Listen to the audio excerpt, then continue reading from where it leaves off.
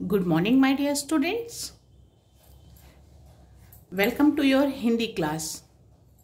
आज की हिंदी की कक्षा में आपका स्वागत है। आज से पहले हमने 2, 3 और 4 अक्षरों के शब्दों को लिखना और पढ़ना सीखा। फिर मात्राओं के परिचय में बड़े आ की मात्रा का परिचय सीखा, उसको पढ़ना और लिखना सीखा। छोटे अ की कोई मात्रा नहीं होती है। अ स्वर सभी वर्णों के साथ मिला होता है। बड़े आ की मात्रा हमने पिछली कक्षा में सीखी। आज हम सीखेंगे ई की मात्रा, छोटी ई की। तो छोटी ई की जो मात्रा है उसका चिन्ह इस तरह से होता है। आपके बाएं हाथ को अगर आप इस आकृति में रखेंगे इस तरह से, तो ये छोटी ई का चिन्ह बनता है इस तरह से। तो ये छोटी ई का चिन्ह है। तो सबसे पहले हम छोटी ई की मात्रा के उच्चारण के साथ शब्दों को पढ़ना सीखेंगे और फिर उन्हीं शब्दों को हम लिखना भी सीखेंगे। ह प्लस ई, तो ई हम नहीं लिखेंगे, उसकी हम मात्रा लिखेंगे। तो जब हम उसकी ह के साथ ई की मात्रा जोड़ेंगे तो ही। ग प्लस ई और ये उसकी मात्रा तो गी। क प्लस ई और ई की मात्रा तो की। छोटी ई का साउंड छोटा होता है। अगली कक्षा में जब हम बड़ी ई की मात्रा पढ़ेंगे तो बड़ी ई का स्वर या साउंड बड़ा होता है, ई इस तरह से। तो अभी हम छोटी ई की मात्रा पढ़ रहे हैं, तो पढ़ते समय ध्यान रखिएगा कि हमारा स्वर छोटा होना चाहिए। अब हम चित्र के अनुसार शब्दों को देखेंगे। ये चित्र है हिरन का। तो देखिए, जब हमने हिरन उच्चारण किया तो ह का साउंड या उच्चारण स्वयं छोटा ही हुआ। हिरन, गिलास, किताब। अब इन शब्दों को आप अगर पढ़ेंगे किताब तो वह गलत होगा, क्योंकि किताब नहीं है, किताब। गिलास, गिलास गलत होगा, गिलास। तो स्वर जो है छोटी ई की मात्रा में हमेशा छोटा होता है, हमें स्वर को खींचना नहीं होता है। इसी के साथ हम कुछ और शब्दों का उच्चारण करके उनको हम पढ़ना सीखेंगे। जितने भी ये रेड कलर से मात्राएं दी गई हैं, ये सभी छोटी ई की मात्रा हैं। और जब हम शब्दों को लिखते हैं तो मात्रा हमारी किसी भी वर्ण के बाद हम लिखते हैं। जब हम विच्छेद करके लिखते हैं तब, वो मैं आपको लिखते समय सिखाऊंगी। अभी हम पढ़ेंगे। दिन, हिल, बिल, तिल, मिल, रवि, छवि, कवि, विधि, निधि, हिरन, सियार, बिगड़, दिवस, तिलक, किताब, हिसाब, निशान, चिड़िया, बछिया। ये तो हमने छोटी ई की मात्रा के शब्द पढ़े थे। अब हम छोटी ई की मात्रा के शब्दों से बने छोटे छोटे वाक्यों को भी पढ़ना सीखेंगे। किशमिश खा, फिर पूर्ण विराम है। तो जब भी पूर्ण विराम आता है तो उसका अर्थात हमारा एक वाक्य पूरा हो गया, हमें थोड़ा सा विराम करके फिर दूसरा वाक्य पढ़ना है, यानी वाक्यों को पढ़ते समय बीच में ब्रेक देना है। माता पिता का कहना मान, विमला कविता पढ़, अनिल तिलक लगा, किशन बछिया पकड़, किताब पढ़, हिसाब कर।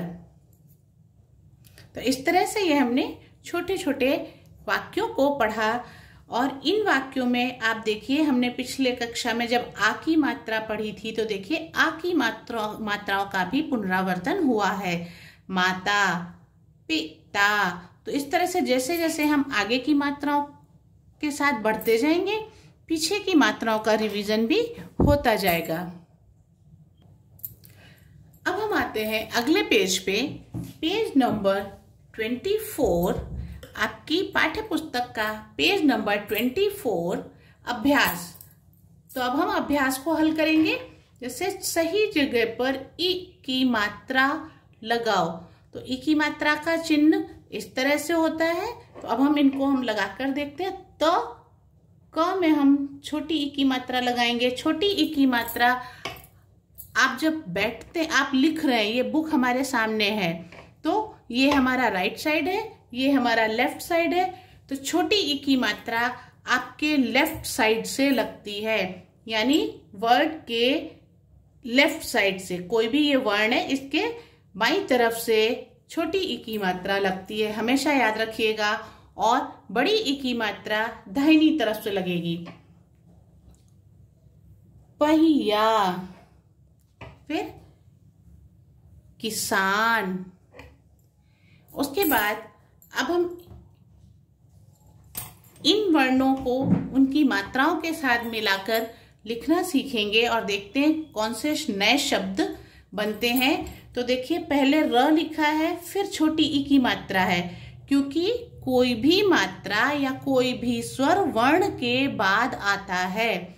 यानी मात्रा को हम पहले इस तरफ नहीं लिख सकते कि ये र की मात्रा है, र पे ई की मात्रा आएगी, तो हम पहले इस तरफ मात्रा नहीं लिखेंगे, इस तरह से इस तरफ मात्रा नहीं लिखेंगे, नहीं तो वो गलत हो जाएगा। क्यों? हम ई र तो नहीं पढ़ सकते ना, र है, ई है, तो यानी ई की मात्रा जो है वो र के इस तरफ आएगी। किस तरह से? र और फिर ई की मात्रा तो रिम, री। क्यों?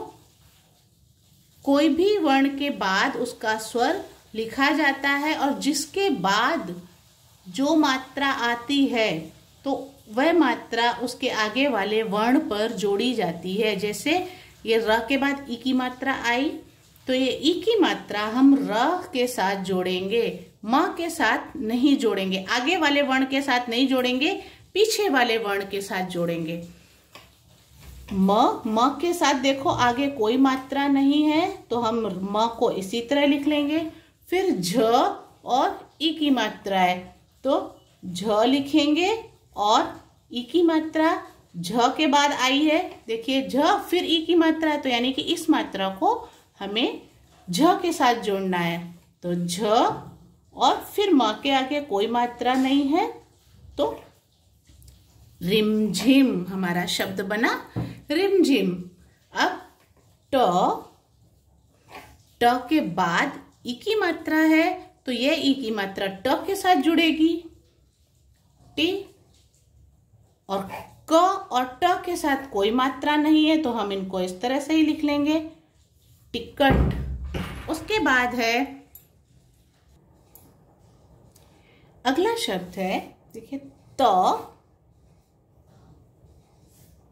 ई की मात्रा, तो हम वापस से ई की मात्रा इधर जोड़ेंगे, न और आगे कोई मात्रा नहीं है, इसलिए न, क। आ की मात्रा, क के बाद आ की मात्रा है, तो इसलिए हम आ की मात्रा को क के साथ जोड़ेंगे, शब्द बनेगा तिनका। फिर क, फिर ई की मात्रा, की,